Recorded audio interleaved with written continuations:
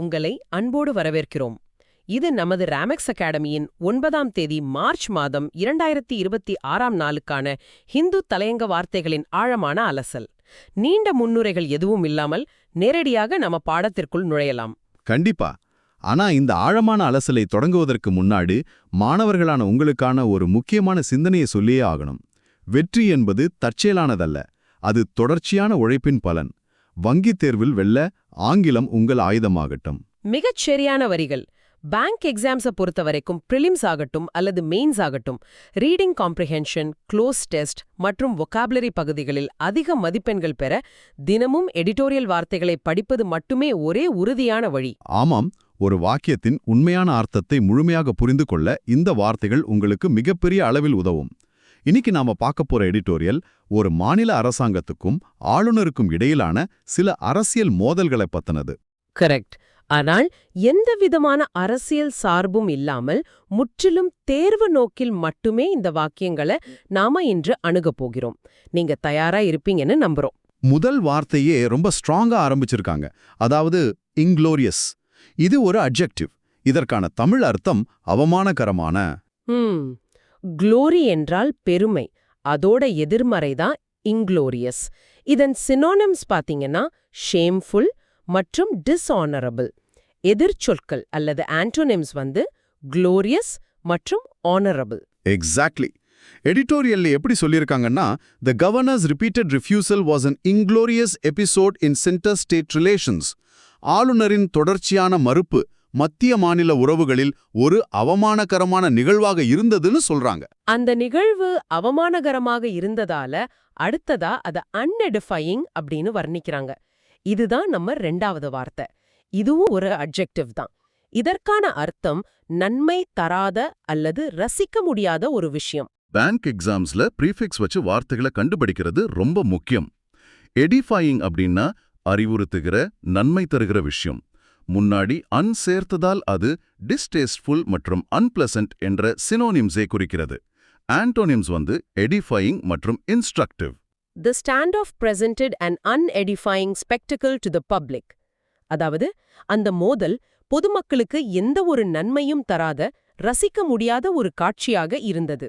இப்ப 3வது வார்த்தை ஸ்டேட் கிராஃப்ட்.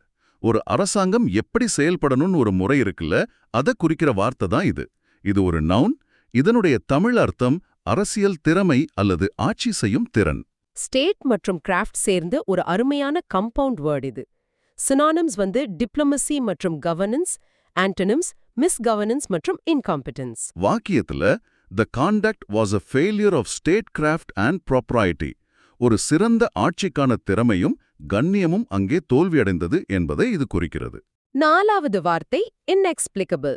சில விஷயங்களை ஏன் செய்றாங்கன்னே நமக்கு புரியாது. அதை குறிக்க தான் இந்த வார்த்தையை பயன்படுத்தியிருக்காங்க. இது ஒரு அட்ஜெக்டிவ். விளக்க முடியாத என்பது இதற்கான அர்த்தம். ஆமாம், எக்ஸ்பிளைன் பண்ண முடியாதது தான் inexplicable. சினானிம்ஸ் பார்த்தா baffling மற்றும் puzzling. ஆன்டனிம்ஸ் explicable மற்றும் clear. The sudden and inexplicable resignation left observers bewildered. அந்த திடீர் மற்றும் விளக்க முடியாத ராஜினாமா அனைவரையும் குழப்பத்தில் ஆழ்த்தியது. நீங்க ரீடிங் காம்ப்ரிஹென்ஷன் படிக்கும்போது இந்த வார்த்தை அடிக்கடி வரும். 5வது வார்த்தை இன்கம்பென்ட். இது பேங்க் எக்ஸாம்ஸ்ல ரொம்ப முக்கியமான வார்த்தை. இது அட்ஜெக்டிவாகவும் நவுனாகவும் பயன்படும். இதற்கான அர்த்தம் தற்போதைய பதவியாளர். தற்போதைய பதவியில் இருப்பவரை குறிக்க கரண்ட், பிரசன்ட், சிட்டிங் ஆகிய சினோனிம்ஸை பயன்படுத்தலாம். ஆன்டனிம்ஸ் ஃபார்மர், பாஸ்ட் மற்றும் outgoing. The incumbent leader's abrupt resignation created a political vacuum. தற்போதைய தலைவரின் திடீர் ராஜினாமா ஒரு அரசியல் வெற்றிடத்தை உருவாக்கியது. க்ளோஸ் டெஸ்ட்ல லீடர் அல்லது பிரசிடென்ட் என்ற வார்த்தைக்கு முன்னாடி டேஷ் கொடுத்திருந்தா அங்க இன்கம்பென்ட் வர வாய்ப்பு அதிகம். அது ஒரு நல்ல எக்ஸாம் டிப். அடுத்ததா ஆளுநரை மையப்படுத்தி சில வார்த்தைகள் வருது. 6வது வார்த்தை கவர்னட்டோரியல். இது ஒரு அட்ஜெக்டிவ். இதற்கான அர்த்தம் ஆளுநர் தொடர்பான.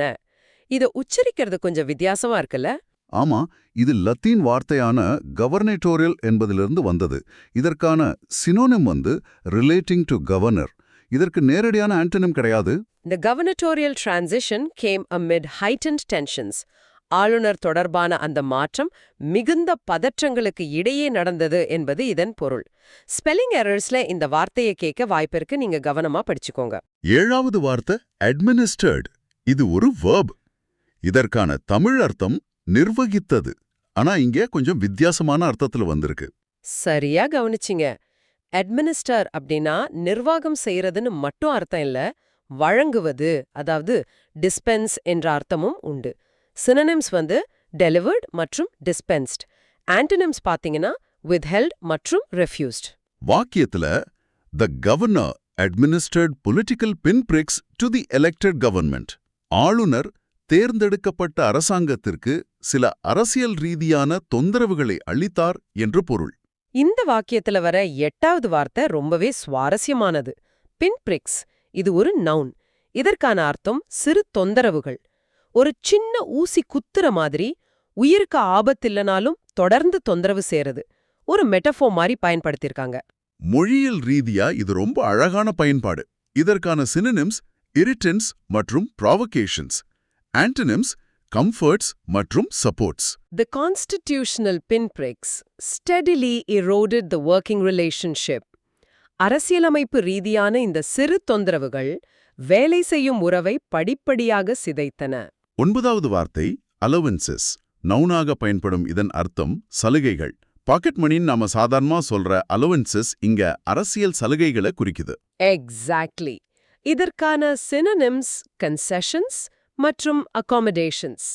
ஆன்டனிம்ஸ் வந்து inflexibility மற்றும் rigidity. The new leader made no allowances for political sensitivities.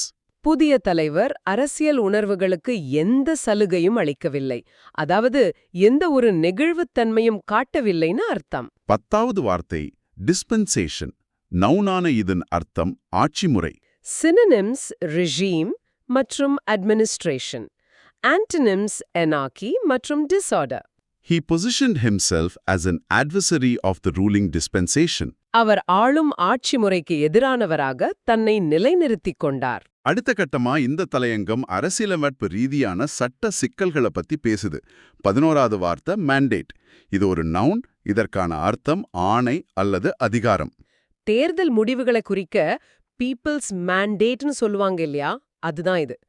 மேண்டேட்டின் synonyms directive மற்றும் அத்தாரிட்டி. ஆன்டனிம்ஸ் ரிஃப்யூசல் மற்றும் veto. The governor neglected his constitutional mandate under Article 176. ஆளுநர் தனது அரசியலமைப்பு ரீதியான ஆணையை அல்லது கடமையை புறக்கணித்தார். 12வது வார்த்தை strained. இது ஒரு adjective. பதற்றமான என்பது இதன் பொருள். ஒரு கயிற்ற ரொம்ப இழுத்தா எப்படி இருக்குமோ அந்த மாதிரி ஒரு உறவு. ரொம்ப அழகான ஒப்பீடு. சினோனிம்ஸ் tense, fraud மற்றும் uneasy. ஆன்டனிம்ஸ் cordial மற்றும் harmonious. Relations between the governor and state remained deeply strained. இரு தரப்புக்கும் இடையிலான உறவுகள் ஆழமான பதற்றத்துடனே இருந்தன. 13வது வார்த்தை exemption. இது நவுன், விலக்கு என்ற அர்த்தம். Synonyms exception மற்றும் waiver. Antonyms inclusion மற்றும் obligation. The state sought exemption from the medical admissions mandate. மருத்துவ சேர்க்கை ஆணையிலிருந்து மாநிலம் தங்களுக்கு விலக்கு கோரியது. 14வது வார்த்தை paralysis. Noun. இதற்கான தமிழ் அர்த்தம் செயலிழப்பு. மருத்துவத்தில முடக்குவாதத்தை குறிக்கிற இந்த வார்த்தைய இங்க நிர்வாக முடக்கத்தை குறிக்க பயன்படுத்தியிருக்காங்க. இதுவும் ஒரு அருமையான மெட்டஃபர் தான். சினோனிம்ஸ் deadlock மற்றும் standstill. ஆன்டனிம்ஸ் action மற்றும் progress. The indefinite delay caused a legislative paralysis. இந்த காலவரையற்ற தாமதம் ஒரு சட்டமன்ற செயலிழப்பை ஏற்படுத்தியது. நீங்க சொன்ன அந்த காலவரையற்ற அப்படிங்கிறது தான் நம்முடைய 15வது வார்த்தை indefinitely. இது ஒரு adverb. காலவரையின்றி என்பது இதன் பொருள். Synonyms endlessly மற்றும் perpetually. Antonyms temporarily மற்றும் briefly. எப்படி பயன்படுத்தக்கூடாது அப்படிங்கறத அடுத்த வார்த்தை சொல்லுது. 16வது வார்த்தை abusing. Verb. இதற்கான அர்த்தம் தவறாக பயன்படுத்துதல். Synonyms misusing மற்றும் exploiting. Antonyms respecting மற்றும் honoring. The Supreme Court found the executive was abusing his powers. அவர் தனது அதிகாரங்களை தவறாக பயன்படுத்துவதாக உச்சநீதிமன்றம் கண்டறிந்தது. 17வது வார்த்தை withholds. வேர்பாக வரும் இதன் அர்த்தம் நிறுத்துகிறது அல்லது தடுத்து நிறுத்துகிறது. ஹோல்ட் பண்ணி வைக்கிறதுன்னு நீங்க ஈஸியா ஞாபகம் வச்சுக்கலாம். சினானிம்ஸ் retains, refuses மற்றும் denies. Antonyms grants, gives மற்றும் approves. He argued that when he withholds assent, the bill ceases to exist. அவர் ஒப்புதலை நிறுத்தி வைக்கும்போது அந்த மசோதா இல்லாமல் போகிறது என்று அவர் வாதிட்டார். அந்த ஒப்புதல் அப்படிங்கிறது தான் 18வது வார்த்தை assent. நவுன். இதற்கான அர்த்தம் ஒப்புதல். assent அப்படின்னா மேலே ஏறுவது, இது ascent. இரண்டும் ஹோமோஃபோன்ஸ். பேங்க் எக்ஸாம்ஸ்ல fill in the blanksல ரொம்ப குழப்பக்கூடிய இடம் இதுதான். சினோனிம்ஸ் அப்ரூவல் மற்றும் கன்சென்ட், ஆண்டனிம்ஸ் ரிஃப்யூசல் மற்றும் rejection. The Supreme Court granted deemed assent to 10 bills. உச்ச நீதிமன்றம் 10 மசோதாக்களுக்கு ஒப்புதல் அளித்ததாக கருதியது. 19வது வார்த்தை nullified. இது ஒரு verb. செல்லாததாக்கியது என்பது இதன் பொருள். மேத்ஸ்ல நல் அப்படின்னா பூஜ்யம்னு படிப்போம். ஒரு விஷயத்தின் மதிப்பை பூஜ்யமாக்குறது தான் nullified. Synonyms invalidated மற்றும் voided. Antonyms validated மற்றும் upheld. The court nullified the executive's prolonged inaction. அவரின் நீண்டகால செயலற்ற தன்மையை நீதிமன்றம் செல்லாததாக்கியது. 20வது வார்த்தை immune, adjective. இதற்கான அர்த்தம் பாதிக்கப்படாத அல்லது விலக்களிக்கப்பட்ட. இம்யூன் சிஸ்டம்னு சொல்ற மாதிரி இது விமர்சனங்களுக்கு எதிரான இம்யூனிட்டியை குறிக்குது. Synonyms resistant மற்றும் unaffected. Antonyms susceptible மற்றும் vulnerable. The executive appeared to have become immune to public criticism. அவர் பொதுமக்களின் விமர்சனங்களால் பாதிக்கப்படாதவராக தெரிந்தார். அடுத்ததா சில எதிர்வினைகளை பத்தி தலையங்கம் பேசுது. 21வது வார்த்தை backtrack, verb. இதற்கான அர்த்தம் திரும்பப் பெறுதல் அல்லது பின்வாங்குதல். போன ட்ராக்குக்கே திரும்ப போறதுன்னு ஈஸியா ஞாபகம் வச்சுக்கலாம். Synonyms retract, reverse மற்றும் retreat. Antonyms persist மற்றும் advance. The ministry forced the executive to backtrack after his action. அவரின் செயலுக்குப் பிறகு அவரை பின்வாங்க அமைச்சரவை கட்டாயப்படுத்தியது. 22வது வார்த்தை unilaterally, adverb. இதன் அர்த்தம் ஒரு தலைப்பட்சமாக. யுனி அப்படின்னா ஒன்னு. ஆமா, யூனி என்ற ரூட் வேர்டை வச்சு இது தனியா எடுக்கிற முடிவுன்னு புரிஞ்சுக்கலாம்.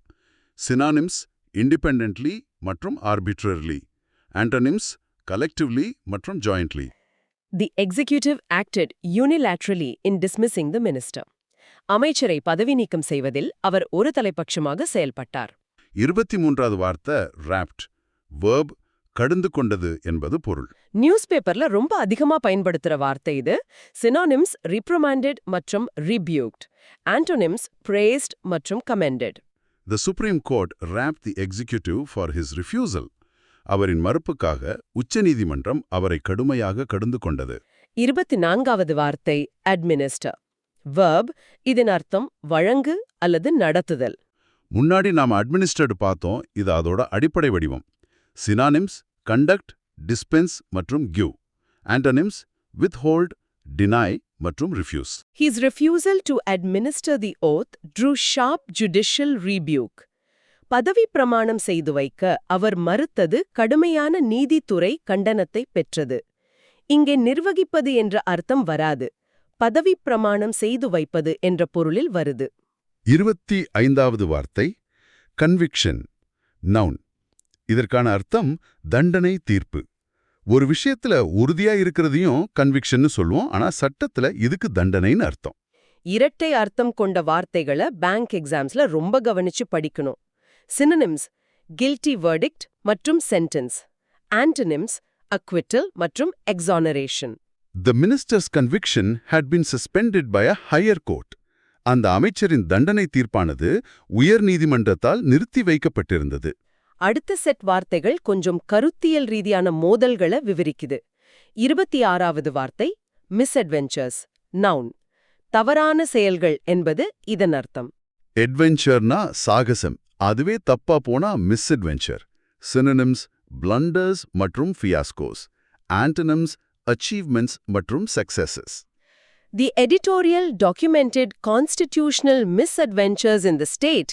மாநிலத்தில் நடந்த அரசியலமைப்பு ரீதியான தவறான செயல்களை தலையங்கம் ஆவணம் அடுத்தியது. 27வது வார்த்தை endorsing, verb. இதற்கான அர்த்தம் ஆதரிக்கின்றது. Synonyms supporting மற்றும் backing. Antonyms opposing மற்றும் condemning.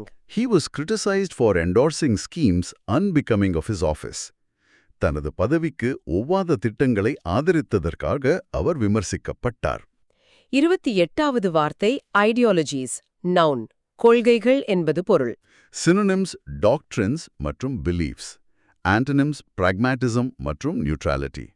A functionary must not publicly espouse political ideologies.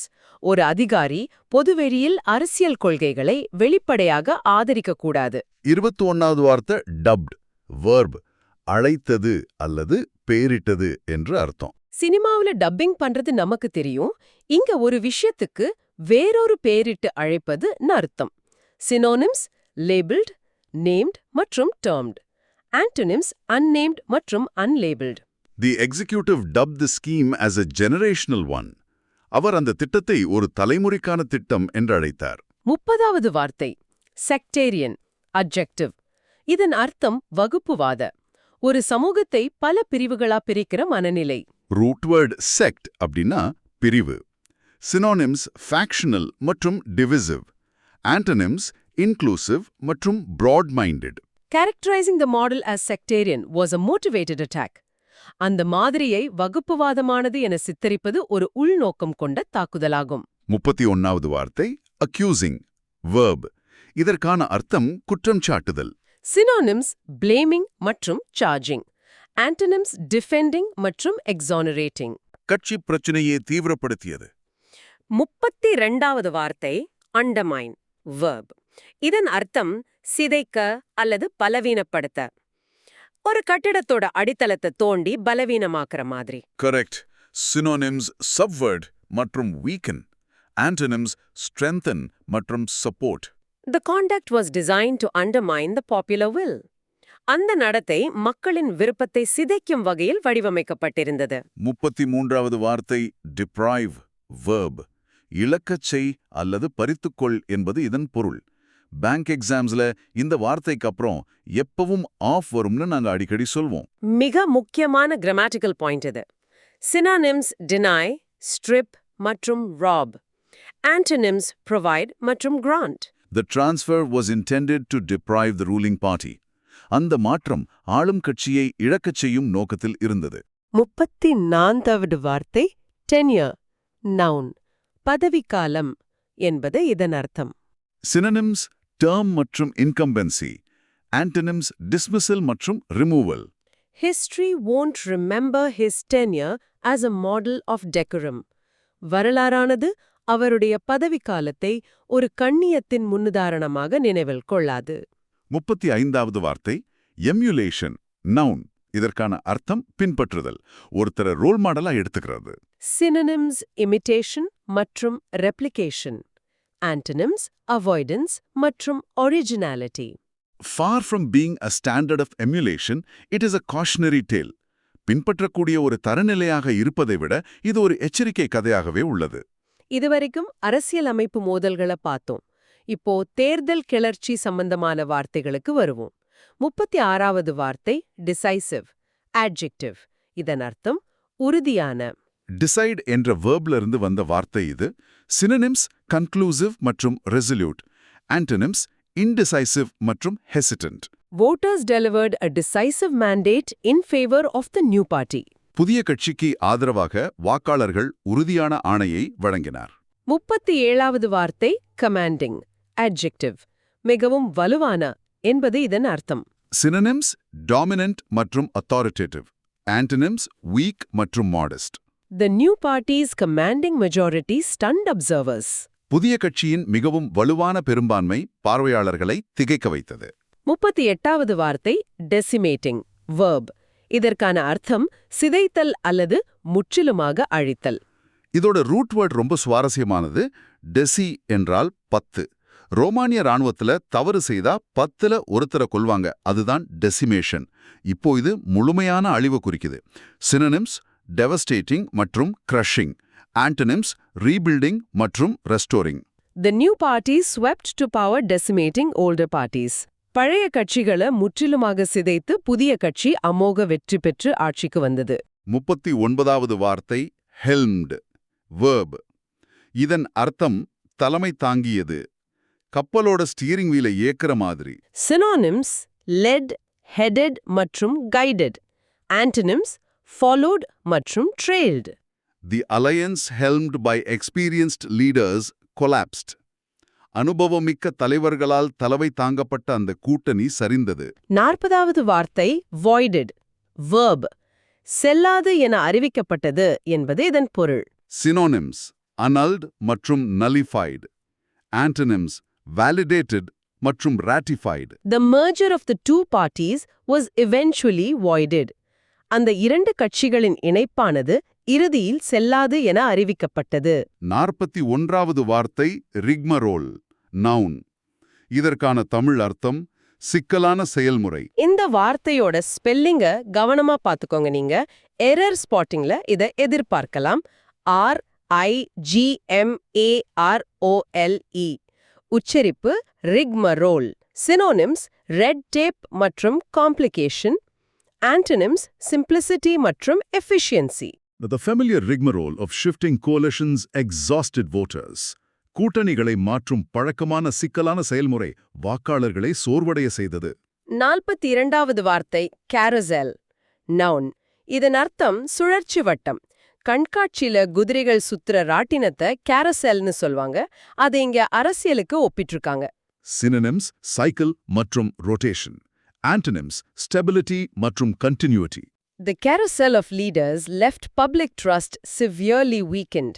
தலைவர்களின் இந்த சுழற்சி வட்டம் பொதுமக்களின் நம்பிக்கையை கடுமையாக பலவீனப்படுத்தியது.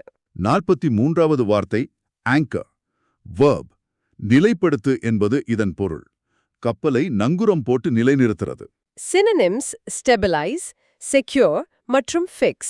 Antonyms destabilize மற்றும் loosen. None of the leaders could anchor a stable administration. எந்த தலைவராலும் நிலையான நிர்வாகத்தை நிலைப்படுத்த முடியவில்லை. 44வது வார்த்தை quest அல்லது status quest, noun. இதற்கான அர்த்தம் நிலை மாற்றத்தை எதிர்ப்பவர்கள், அதாவது இருக்கும் நிலையே தொடர வேண்டும் என நினைப்பவர்கள். Status quo அப்படின்னா தற்போதைய நிலை, அது அப்படியே விரும்புபவர்கள் status quest. Synonyms conservatives, antonyms reformers மற்றும் progressives. The uprising was a repudiation of the status quoists. அந்த கிளர்ச்சி நிலைமாற்றத்தை எதிர்ப்பவர்களுக்கான ஒரு மறுப்பாக அமைந்தது. 45வது வார்த்தை provoked, verb. தூண்டியது என்பது இதன் அர்த்தம். Synonyms triggered மற்றும் incited. Antonyms calmed மற்றும் pacified. Entrenched corruption provoked the youth-led movement. ஆழமாக வேரூன்றிய ஊழல் இளைஞர்கள் தலைமையிலான அந்த இயக்கத்தை தூண்டியது. அந்த இயக்கம்தான் ஒரு கிளர்ச்சியா மாறுச்சு. அதுதான் 46வது வார்த்தை uprising, noun. கிளர்ச்சி என்பது இதன் பொருள். Synonyms revolt மற்றும் rebellion. Antonyms compliance மற்றும் submission. The 2025 uprising reshaped the country's political landscape. 2025ஆம் ஆண்டின் கிளர்ச்சி அந்த நாட்டின் அரசியல் நிலப்பரப்பை மறுவடிவமைத்தது. 47வது வார்த்தை entrenched, adjective.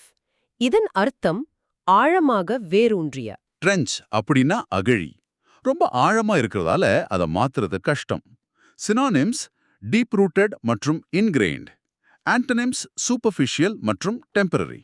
The entrenched patronage networks were the primary target. அந்த ஆழமாக வேரூன்றிய ஆதரவு வலைப்பின்னல்களே முதன்மை இலக்காக இருந்தன. 48வது வார்த்தை patronage, noun. ஆதரவு அல்லது ஒரு தலைப்பட்சமான சலுகை என்பது இதன் பொருள். Synonyms favoritism மற்றும் nepotism. Antonyms meritocracy மற்றும் fairness. Voters were tired of a system built on patronage. இப்படிப்பட்ட ஒரு தலைப்பட்ச ஆதரவின் அடிப்படையில் அமைக்கப்பட்ட அமைப்பால் வாக்காளர்கள் சோர்வடைந்திருந்தனர். 49வது வார்த்தை creditably, adverb. இதற்கான அர்த்தம் பாராட்டுக்குரிய முறையில். கிரெடிட் அப்படின்னா மதிப்பு. அதிலிருந்து வந்ததுதான் இந்த adverb. Synonyms admirably மற்றும் commendably. Antonyms disgracefully மற்றும் poorly. The leader creditably managed a peaceful election. அந்த தலைவர் அமைதியான தேர்தலை பாராட்டுக்குரிய முறையில் நிர்வகித்தார். 50வது வார்த்தை troika, noun. இதன் அர்த்தம் மூவர் குழு. ரஷ்ய மொழியில 3 குதிரைகள் பூட்டப்பட்ட வண்டியை ட்ராய்க்கான்னு சொல்லுவாங்க. ஆங்கிலத்துல மூவர் குழுவை குறிக்க இதை பயன்படுத்துறாங்க. ரூட் வேர்ட் ட்ரை, அதாவது 3. சினானிம்ஸ் ட்ரையம்விரேட் மற்றும் ட்ரியோ. ஆண்டனிம்ஸ் இண்டிவிஜுவல் மற்றும் solo leader. The victory was a rejection of the political troika. அந்த வெற்றியானது அந்த அரசியல் மூவர் குழுவின் நிராகரிப்பாக அமைந்தது. நாம இப்போ இறுதி பகுதிக்கு வந்துட்டோம். 51வது வார்த்தை இன்செஷுவஸ் அட்ஜெக்டிவ். இதற்கான அர்த்தம் அடுத்தடுத்த தொடர்புள்ள அல்லது தங்களுக்குள்ளே குறுகிய வட்டத்திற்குள் செயல்படுவது. உயர்குடியினர் தங்களுக்குள்ளேயே சலுகைகளை பகிர்ந்து கொள்வதை குறிக்க இந்த வார்த்தை பயன்படுது. சினோனிம்ஸ் இன்சுலர் மற்றும் நெப்போட்டிஸ்டிக், ஆண்டோனிம்ஸ் ஓப்பன் மற்றும் transparent. The incestuous nature of the elite fueled public resentment.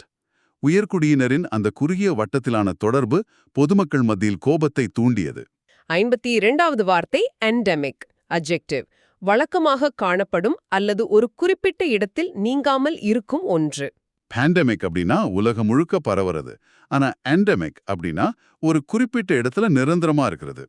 Close டெஸ்ட்ல கரப்ஷன் என்ற வார்த்தை வந்தா அதோட சேர்ந்து எண்டெமிக் வர்றதுக்கான வாய்ப்புகள் ரொம்ப அதிகம்.